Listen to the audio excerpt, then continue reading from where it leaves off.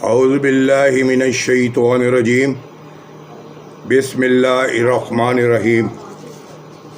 والدین کے حقوق اور اولاد کی ذمہ داریاں، جس کے لکھاری ہیں مولانا ہارون معاویہ۔ آج جس موضوع پہ ہم بات کریں گے وہ ہمارا موضوع ہے والدین کا وجود انسان کے لیے باعث رحمت ہے۔ آج کا موضوع ہے والدین کا وجود انسان کے لیے باعث رحمت ہے۔ علامہ بن جوزی رحمت اللہ علیہ اپنی کتاب صفحۃ الصفرا میں سلامہ نامی راوی سے روایت کرتے ہیں کہ ایک نوجوان نے اپنے والد کی طرف اشارہ کرتے ہوئے کہا، یہ میرے بہترین والد ہیں، میرے پاس گائیں ہیں، میں ان کا دودھ دیتا ہوں اور اپنے بال بچوں کو پلانے سے پہلے اپنے ماں باپ کے پاس لاتا ہوں، لیکن میرے والد نماز عشاء کے بعد نوافل میں مشغول ہو جاتے ہیں اور انہیں اتنا لمبا کر دیتے ہیں کہ فجر طلوع ہو جاتی ہے اور میں ہاتھ میں دودھ کا پیالہ پکڑے ان کا انتظار کرتا رہتا ہوں۔ وہ بدستور اپنی نماز میں مشغول رہتے ہیں۔ جب لڑکے کے والد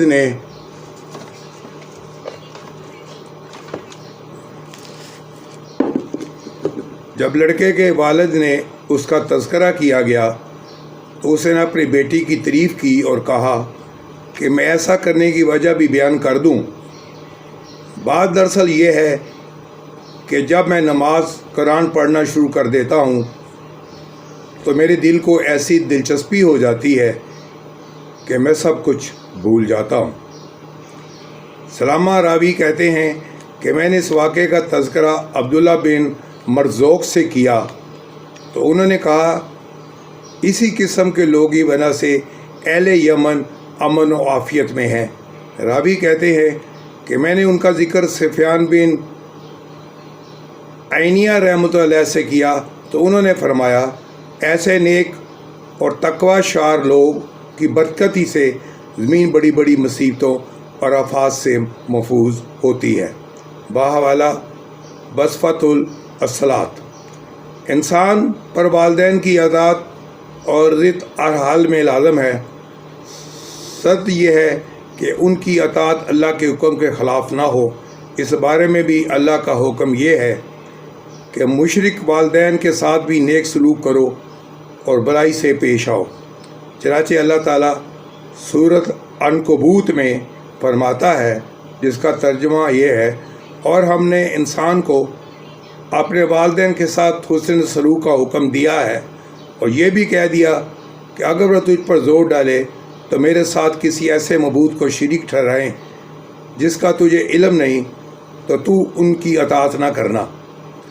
قرآن کریم کی یہ آیت سیدنا سعد بن ابی وقاص رضی اللہ عنہ کے بارے میں نازل ہوئی۔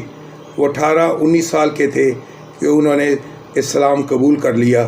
جب ان کی والدہ حمنہ بنت سفیان کو معلوم ہوا کہ بیٹا مسلمان ہو گیا ہے تو اس نے سیدنا سعد رضی اللہ عنہ کو مخاطب ہو کے کہا کہ اللہ کی قسم، جب تک تو محمد کا انکار نہیں کرے گا جب تک میں کچھ نہ کھاؤں گی نہ پیوں گی۔ ماں کا حکم ماننا، اس کا حق ادا کرنا اللہ کا حکم ہے۔ اگر تو میری بات نہیں مانے گا تو اللہ کی نافرمانی کرے گا۔ سیدنا سعد رضی عنہ یہ بات سن کر پریشان ہوئے اور نبی کریم خدمت میں حاضر ہو کر ماجرا بیان کیا۔ اس وقت آیت نازل ہوئی، باحوالہ جامع الترمذی۔ یہ صورتحال کئی اور مسلمانوں کے ساتھ بھی پیش آئی تھی، اس لیے اس مضمون کو سورۃ لقمان میں بھی دہرایا گیا ہے۔ اللہ تعالیٰ کا ارشاد ہے، ترجمہ، اور اگر وہ تجھ پر دباؤ ڈالیں تو میرے ساتھ کسی چیز کو شریک کر جس کا تیرے پاس کوئی علم نہیں تو ان کی بات نہ مان۔ باحوالہ سورۃ لقمان۔ والدہ والد سے بھی زیادہ حسن سلوک کی مستحق ہے۔ والدہ والد سے بھی زیادہ حسن سلوک کی مستحق ہے۔ اس سوال پہ غور کرنا ہے کہ والد اور والدہ دونوں کے حقوق مساوی ہیں یا حسن سلوک کے اعتبار سے ان کے مابین کچھ فرق ہے۔ حقیقت یہ ہے کہ والدہ انسان کے حسن سلوک کی سب سے زیادہ مستحق ہے، اس لیے کہ حمل، وضع حمل اور پرورش کی 3 تکلیفیں ایسی ہیں جو صرف ماں ہی برداشت کرتی ہے، ان میں مرد کا کوئی حصہ نہیں ہوتا۔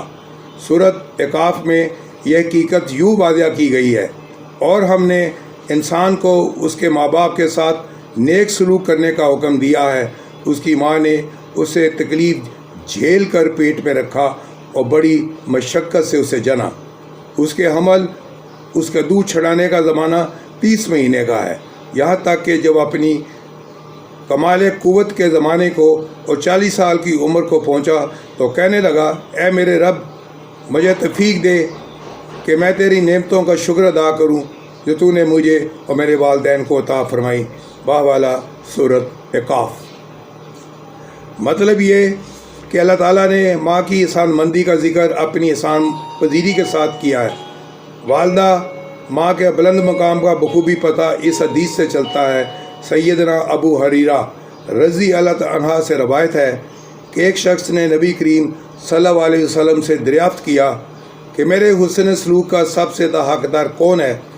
جواب میں آپ صلی اللہ علیہ وسلم نے فرمایا، تمہاری والدہ حسن سلوک کی زیادہ مستحق ہے۔ اس نے پوچھا، پھر کون؟ تو آپ نے فرمایا، تمہاری والدہ۔ اس نے پوچھا، پھر کون؟ آپ نے فرمایا، تمہاری والدہ۔ چوتھی مرتبہ سوال کے جواب میں آپ نے فرمایا، پھر تمہارا باپ۔ باہ والا صحیح بخاری شریف۔ اس سے ثابت ہوا کہ حسن سلوک اور احسان میں ماں باپ کے مقابلے میں 3 گنا زیادہ حقدار ہے۔ وجہ یہی ہے کہ ماں اولاد کے لیے 3 ایسی مشقتیں اٹھاتی ہے جس میں مرد کا کوئی خاص حصہ نہیں ہوتا، یعنی حمل کی، جننے کی اور دودھ پلانے کی۔ اس کے ساتھ ہی اتنا ہی، کل ایک نئے موضوع کے ساتھ دوبارہ حاضر ہوں گا۔ والدین کے حقوق اور اولاد کی ذمہ داریوں کے حوالے سے کل ہمارا موضوع ہوگا، والد جنت کا درمیانی دروازہ ہے۔ والد جنت کا درمیانی دروازہ ہے۔ اس وقت تک کے لیے خدا حافظ۔ اللہ تعالیٰ آپ کا حامی و ناصر ہو۔ خدا حافظ۔